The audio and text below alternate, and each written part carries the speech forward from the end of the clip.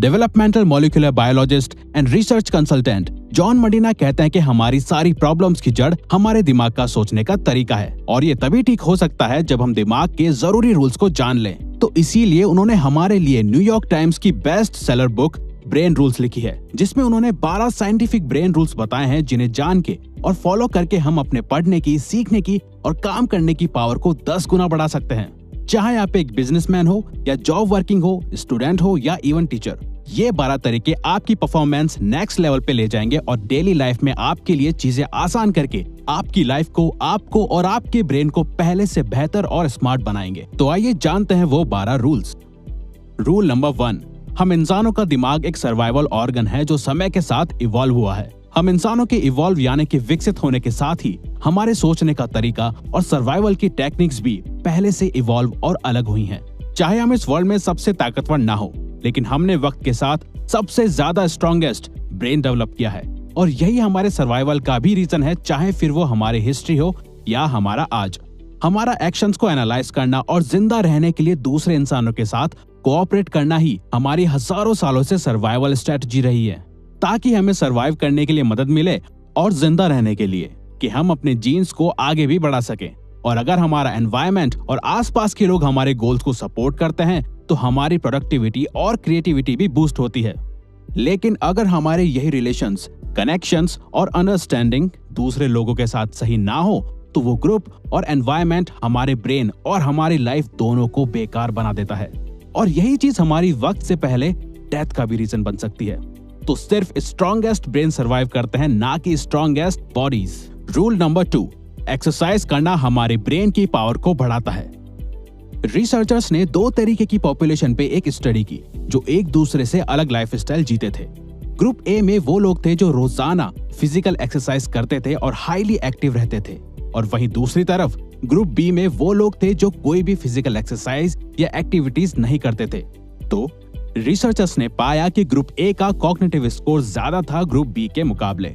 वैसे तो हमारा ब्रेन रोज 19 किलोमीटर चलने के लिए बना है, लेकिन अगर हम हफ्ते में 2 से 3 दिन 30 मिनट भी कोई फिजिकल एक्सरसाइज करें तो हम अपने दिमाग की एनर्जी को बढ़ा के सोचने और सीखने की पावर को बढ़ा सकते हैं, क्योंकि एक्सरसाइज ब्रेन में ब्लड पहुंचाती है और फिर वही ब्लड एनर्जी ग्लूकोज की मदद से ब्रेन में टॉक्सिक सेल्स को खत्म करती है, ताकि ऑक्सीजन का फ्लो हमारे ब्रेन से ब्रेन फॉग और थिंकिंग ब्लॉक क्लियर कर सके। साथ ही ब्रेन में ज्यादा न्यूरॉन्स पहुंच सके और वो न्यूरॉन्स हमारी क्रिएटिविटी और मेंटल शार्पनेस को बढ़ा सके। रूल नंबर 3, अच्छी नींद हमारी सोच को सही और प्रोडक्टिव बनाती है। प्रॉपर स्लीप ना मिलने के कारण ब्रेन हमारे फोकस करने की power, brain functions, memory, mood और इवन लॉजिकल थिंकिंग को भी वक्त के साथ डैमेज करता जाता है। एक स्टडी में ये तक पता चला कि सिर्फ 26 मिनट स्लीप नैप लेने से नासा के पायलट्स की परफॉर्मेंस 34% तक बढ़ गई थी। तो अगर आप भी दिन भर थका हुआ फील करते हो या दोपहर में आपके सोने का मन करता है तो ये कॉमन है, क्योंकि दोपहर 3 बजे के आसपास दिमाग में बायोकेमिकल्स के बीच एक जंग चल रही होती है, जिसमें एक तरफ जगे रहने की कोशिश होती है तो दूसरी तरफ सोने का मन करता है।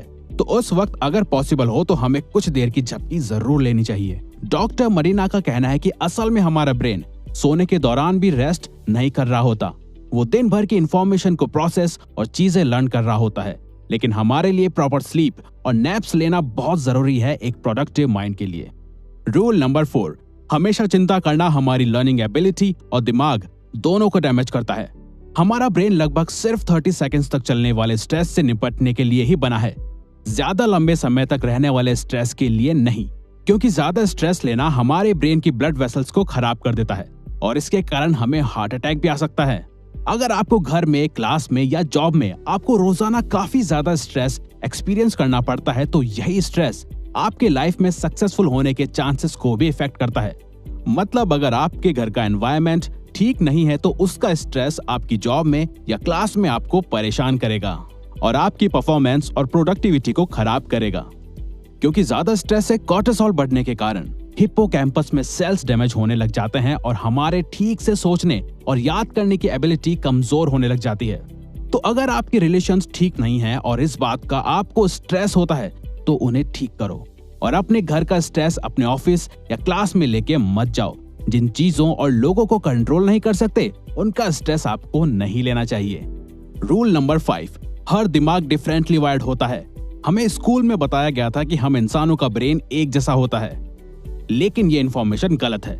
काफी रिसर्च के बाद साइंटिस्ट ने बताया कि हर इंसान की ब्रेन की वायरिंग अलग होती है। हम अपने ब्रेन को डेवलप तो कर सकते हैं, लेकिन हमारा ब्रेन किसी और की तरह बिल्कुल सेम नहीं हो सकता, यहाँ तक कि 2 जुड़वा बच्चों का भी नहीं। डिफरेंट ब्रेन वायरिंग को हमारा एजुकेशन सिस्टम इग्नोर करता है ग्रेड सिस्टम के थ्रू, जहां हमारे इंटेलिजेंस को हमारे टेस्ट और एग्जाम्स के मार्क्स एंड परसेंटेज से नापा जाता है, जबकि हर स्टूडेंट का, एम्प्लॉय का या कस्टमर का ब्रेन डिफरेंटली वायर्ड होता है। जिस वजह से businesses like Amazon world wide करोड़ों लोगों की इंफॉर्मेशन और इंटरेस्ट जान के सक्सेसफुल कंपनी बनी है। तभी अगर हम सिर्फ एक बार किसी प्रोडक्ट को Amazon या कोई और साइट में सिर्फ देखते हैं, तो फिर वो प्रोडक्ट हमारे सारे सोशल मीडिया प्लेटफॉर्म में हमें दिखाई देता है। रूल नंबर 6, हम इंसान बोरिंग चीजों पे ध्यान नहीं देते। हम सिर्फ उन्हीं चीजों पे ध्यान देते हैं जिनके पीछे हमारा इंटरेस्ट, प्रॉफिट, इमोशन या कल्चर जुड़ा हुआ हो। इस बात से फर्क नहीं पड़ता कि आप कौन हो, आपका ब्रेन कॉन्शियसली या सबकॉन्शियसली इन क्वेश्चंस पे फोकस करता है। जैसे, क्या मैं ये खा सकता हूँ? क्या ये मुझे खा सकता है? क्या मैं इससे रिलेशन बना सकता हूँ? या क्या मैंने इसे देखा है? और इंटरेस्ट या रीजन ढूंढता है। ब्रेन मल्टीटास्किंग के लिए नहीं बना, लेकिन फिर भी ऑफिसेज और स्कूल्स मल्टीटास्किंग करना एनकरेज करते हैं। मल्टीटास्किंग हमारी गलती और फेलियर के चांसेस 50% तक बढ़ा देती है। रूल नंबर 7, हमें कुछ भी सीखने के लिए या याद रखने के लिए इंफॉर्मेशन को रिपीट करना चाहिए। हमारा ब्रेन कुछ इंपॉर्टेंट इंफॉर्मेशन को ही ज्यादा देर तक स्टोर करके रखता है, बाकी की अनइम्पोर्टेंट चीजों को हमारी शॉर्ट टर्म मेमोरी इरेज करना शुरू कर देती है। तभी विजन बोर्ड, रिटन गोल्स या रिमाइंडर्स जरूरी है हमारे ब्रेन को याद दिलाने के लिए कि ये इन्फॉर्मेशन इंपॉर्टेंट है। अगर आपको किसी चीज को याद करना है या किसी चीज को सीख के उसमें बेस्ट बनना है, तो आप उस चीज को हर कुछ देर बाद रिपीट करो, जिससे कि प्रैक्टिस हो सके और बार बार एक ही चीज पे ध्यान रखा जा सके। रूल नंबर 8, हमारे सभी सेंसेस एक साथ काम करते हैं, तो हमें उन सभी का पूरी तरह से यूज करना चाहिए। हमारी स्मेल करने की सेंसेस ही बटरी पॉपकॉर्न से सीधा हमें मूवी थिएटर की याद दिलाती है, या बारिश और फूलों की खुशबू हमें किसी पर्सन, सिचुएशन और जगह की याद दिलाती है। तो अगर आपको पढ़ते वक्त या काम करते वक्त कुछ याद करना हो, तो आप उसके साथ एक स्मेल या फ्रेग्रेंस को जोड़ सकते हो।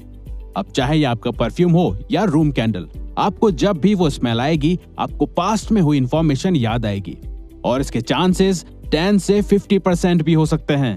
रूल नंबर 9, हमारी देखने की सेंस हमारी सभी सेंसेस से ज्यादा होती है।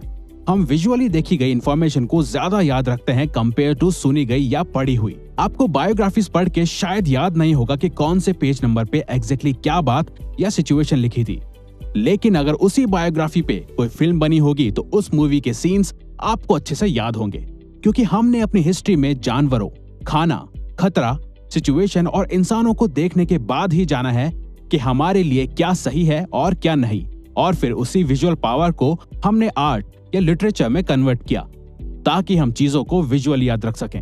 रूल नंबर 10, म्यूजिक सुनना या कंपोज करना हमें स्मार्ट बना सकता है। डॉक्टर मरीना की वाइफ भी एक क्लासिकल म्यूजिक कंपोजर रह चुकी हैं, और उन जैसे ही काफी म्यूजिशियंस को ऑब्जर्व और स्टडी करके ही ऑथर ने जाना कि हमारा म्यूजिक टेस्ट हमारी पर्सनैलिटी को शो करता है, और म्यूजिक हमारी मेमोरी और स्किल्स को शार्प भी कर सकता है। म्यूजिक कंपोज करना हमारी रीडिंग एबिलिटी, मैथ्स और इमोशनल इंटेलिजेंस को बढ़ा सकता है, और म्यूजिक सुनना हमारे मूड को चेंज और वोकैबुलरी इंप्रूव कर सकता है। ये एज टू एज और इंटरेस्ट में डिपेंड करता है। रूल नंबर 11, मेल और फीमेल का दिमाग एक दूसरे से डिफरेंट होता है।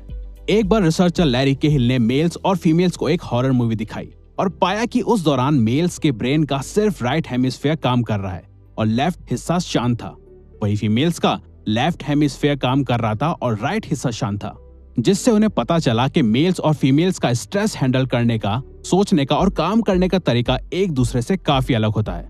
और ऐसी ही काफी केस स्टडीज करने के बाद मेंटल हेल्थ प्रोफेशनल्स को पता चला कि फीमेल्स मेल्स से ज्यादा डिप्रेस्ड होती हैं और नर्वस हो जाती हैं, और प्यूबर्टी के दौरान वो काफी एंजाइटी भी फील करती हैं। वहीं लड़के प्यूबर्टी के दौरान एंटी सोशल हो जाते हैं। मेल्स और फीमेल्स का इमोशंस को हैंडल करने का तरीका भी एक दूसरे से काफी अलग होता है। रूल नंबर 12, हम इंसान एक पावरफुल और नेचुरल एक्सप्लोरर्स हैं। हमेशा कुछ नया एक्सप्लोर करने का डिजायर हमें कभी भी अकेला नहीं छोड़ता, लेकिन हम ज्यादातर अपनी क्लासेस या ऑफिस के क्यूबिकल में ही फंसे रहते हैं, जबकि हम ह्यूमंस नई चीजें एक्सप्लोर करने के लिए और सीखने के लिए बने हैं। हम बचपन में कितने क्यूरियस होते हैं, हर एक चीज को तोड़ के या खोल के हमें उसके बारे में जानना होता था, लेकिन यही चीज उम्र बढ़ने के साथ कम हो जाती है। गूगल अपने एम्प्लॉयज को हमेशा एटलीस्ट 20% टाइम देता है एक्सप्लोर करने के लिए, और यही एक्सप्लोरेशन ने जीमेल और गूगल न्यूज आइडियाज को इन्वेंट करा। तो हमें भी बच्चों की तरह ही कुछ डिफरेंट एक्सप्लोर या ट्राई करते रहना चाहिए ग्रेट आइडिया और ब्रेन ग्रोथ के लिए। तो ये वीडियो यहीं खत्म होती है। अगर आप चाहते हो कि हम किसी पर्टिकुलर टॉपिक पे या प्रॉब्लम पे वीडियो बनाएं तो प्लीज कमेंट बॉक्स में बताओ। हम उस पे वीडियो बनाने की कोशिश करेंगे, क्योंकि हम यहाँ आपकी हेल्प करना चाहते हैं। और हाँ, सब्सक्राइब करके और बेल आइकन को ऑन करके इस चैनल को ग्रो करने में सपोर्ट करो। Thank you for watching.